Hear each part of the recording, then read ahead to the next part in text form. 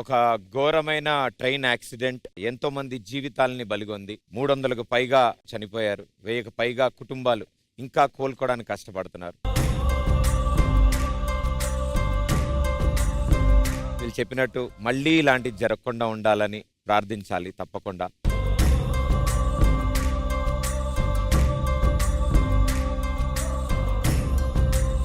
Shekhar master,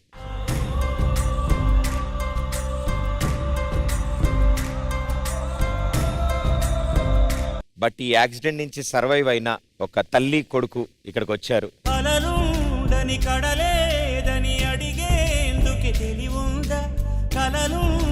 వీళ్ళు dance ఇది చూస్తుంటే ఆ రోజు జరిగిన సన్నివేశం నా మైండ్ లో అదే వస్తున్నది. ఆ టైంలో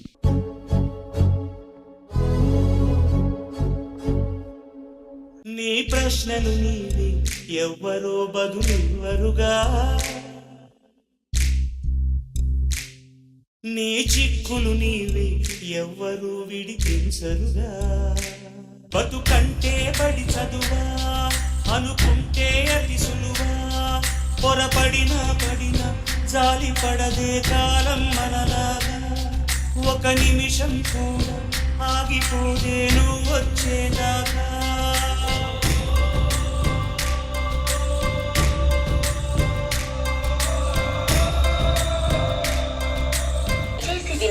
ట్రైన్ నంబర్ 1.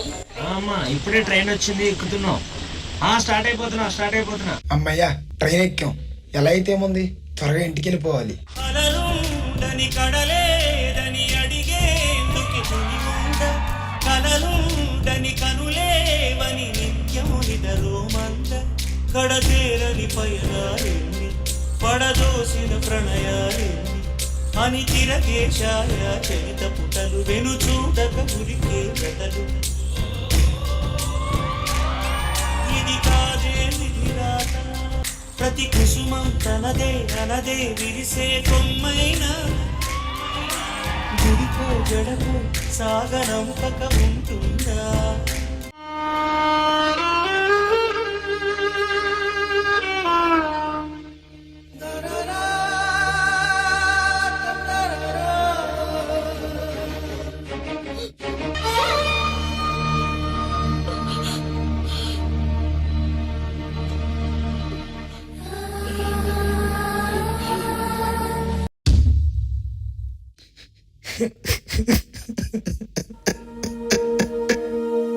ఏంటి దేవుడా ఇది?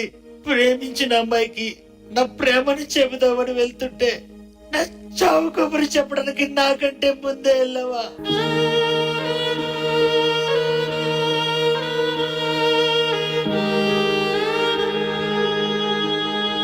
నీకు అసలు మనస్సాక్షి ఉందా?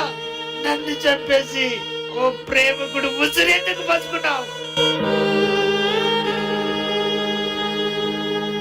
ఈ ప్రాణం దేశానికి అంకితం అనుకున్నారు, అంత అంతరంగా చంపేశావు కదయ్యా. నిండు గర్భిణి అయినా నా భార్యని విధవరాలని చేసావు. పుట్టబోయే నా బిడ్డని తండ్రి లేని అనాథం చేసావు. దేవుడని పిలిపించుకోవడానికి నీకు సిగ్గులేదా?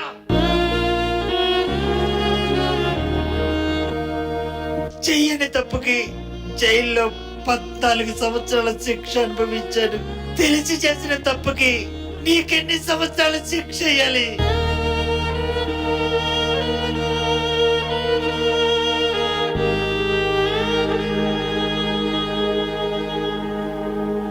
నా తల్లి గుండె ఆపరేషను, ధైర్యం చెప్పు దేవుడా అని వేడుకున్నాను. నన్ను చంపేసి మా అమ్మ గుండె ఆగిపోయేలా చేస్తావా? నా స్థానంలో నీ కూతురు నీ తల్లో ఉంటే ఇలాగే చేస్తావా? ఇలాగే చేస్తావా? అయ్యా, అడుక్కుని బ్రతికెట్టున్నయ్యా, నీకేం అన్యాయం చేశాను? మర్చిపోయావా? నీ గుడి ముందు చాలా సార్లు మెట్ల దగ్గర కూర్చుని అడుక్కున్నాను. నేను పిచ్చిగాన్ని, నన్ను గుర్తుపట్టలేకపోయావా?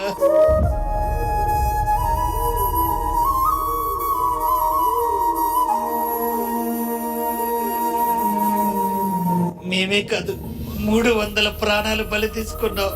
1000 మందిని అవుటి వాళ్ళని చేసావు. నీకు తెలుసా ఎన్ని కుటుంబాలు పెద్ద దిక్కును కోల్పోయి అనాథలై రోడ్డు మీద పడ్డాయో. మేమెవరిని నిందించాలి? నిన్ను తప్ప. భారతదేశ చరిత్రలో మాయని మచ్చపొడి చేసావు కదయ్యా. మరోసారి ఇలాంటి ఘటన జరగకుండా చూడయ్యా.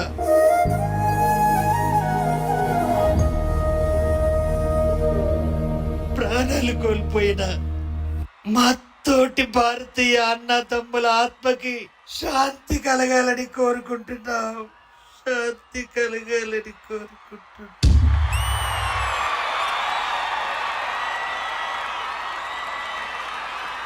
నీ ప్రశ్నలు నీవి, ఎవ్వరో బదులెవ్వరుగా. మేము ఒక 15 మంది బృందంతో పెళ్లికి వెళ్తున్నాం. ఖరగ్పూర్లో ట్రైన్ ఎక్కామండి. బాలసూరన్ స్టేషన్ దాటింది. సడన్ గా ఒక పెద్ద జర్క్ వచ్చింది. ఒకటి బోగీలు పట్టాలని తప్పి కిందకి వచ్చి పడి ఉండడం. అండ్ మాకేంటంటే లిటరల్లీ మాతో ఎవరైతే ప్రయాణం చేస్తున్నాం, మేమందరూ కలిసి ఎవరైతే వెళ్తున్నామో వాళ్ళు ఎలా ఉన్నారా అని చెప్పి, వాళ్ళు ఏమైపోయారా అని చెప్పి. మీకు నేను ఇలా చెప్తున్నానేమో కానీ నా మనసులో ఉన్నది ఏంటంటే వాళ్ళు అసలు బ్రతుకున్నారా లేదా అని చెప్పి.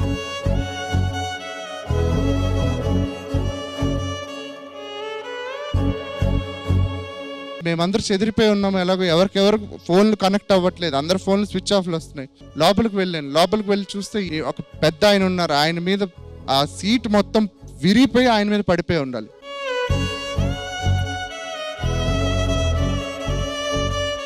ఆయన ఎలాగైనా మేము లాగి బయట లాగాం. ఇంకా కొంచెం ముందుకు వెళ్తే ఒక చిన్న పిల్ల చెవి నుంచి రక్తం వస్తున్నది. ఇంకా మా ఫ్రెండ్ వాళ్ళ మదర్ గురించి వెళ్తే ఆవిడ కింద పడిపోయి ఉన్నారు. ఆవిడని తొక్కేసి వెళ్ళిపోతున్నారు జనాలు.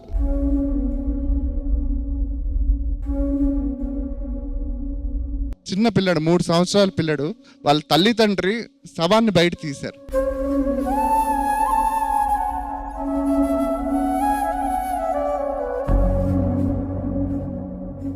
ఆ అబ్బాయికి ఆల్రెడీ దెబ్బలు తగులున్నాయి. అది చూసి ఏడ్చి ఆ అబ్బాయి కూడా అక్కడ చచ్చిపోయాడు.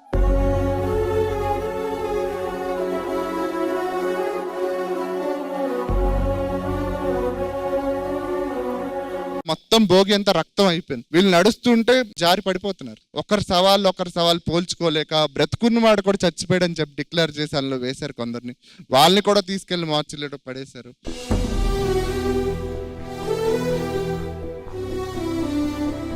ఆ సవాల్ ఈడ్చుకుంటూ పోతున్నారు. సవాల్ కూడా పూర్తిగా దొరకని వాళ్ళు ఉన్నారు. ఏడుస్తున్నారు మా వాళ్ళు చచ్చిపోయారు అని చెప్పి. ఒకళ్ళ ఇంట్లో ఒక తండ్రి పోతే ఒకళ్ళ ఇంట్లో తల్లి పోయింది, ఒకళ్ళ ఇంట్లో ఫ్యామిలీ మొత్తం పోయింది, తండ్రి ఒక్కడే మిగిలాడు.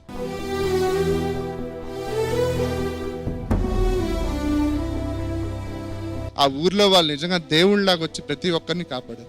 మనిషిని కలిపిన ఋషి. మేము ఇంటికి వెళ్ళాక నేను మా అమ్మ ఒకటే దేవుడికి చెప్పాము, నువ్వు మమ్మల్ని బతికించావు, నీకు చాలా కృతజ్ఞత. కానీ చావు అయితే అందరికి రావాల్సిందే, కానీ ఇలాంటి అగమ్య గోచరమైన చావు మాత్రం ఎప్పుడు రాకూడదని మేము అదే ప్రార్థించామండి.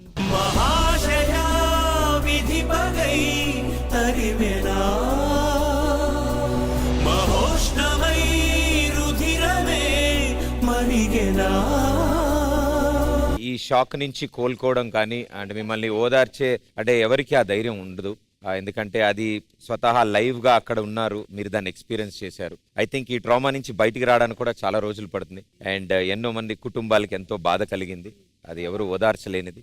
బట్ మీరు అన్నట్టు ఇక ముందు అంతా మంచిగా జరగాలని కోరుకుందాం. అండ్ ఇంత దూరం ప్రయాణం చేసి ఇక్కడ దాకా వచ్చినందుకు థ్యాంక్ యూ సో మచ్. బతుకంటే బడి చదువా అనుకుంటే అతి సులువా, పొరపడినా జాలి పడదే కాలం మనలాగా.